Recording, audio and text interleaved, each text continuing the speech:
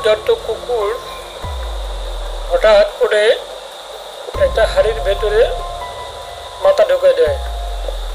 পরে সে আর বাইর করতে পারতেছে না। কুকুরটি অনেক চেষ্টা করেও হাড়ি থেকে মাথা বাইর করতে পারছে না।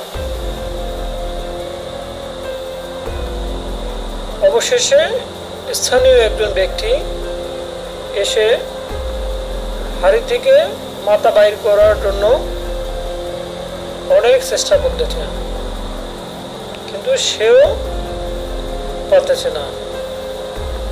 পরে হাতুড় দিয়ে হাড়িটি ভাঙানোর চেষ্টা করে, ভাঙলে হাড়ি থেকে মাথাটা বাইর হয়।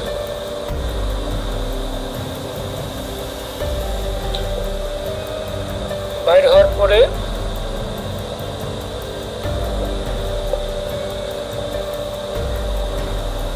কুকুরটিকে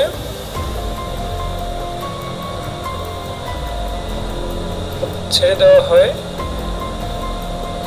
পরে কুকুরটির অনেক তৃষ্ণার্ত পেয়েছিল, দেখে পানি খাওয়ানো হয়।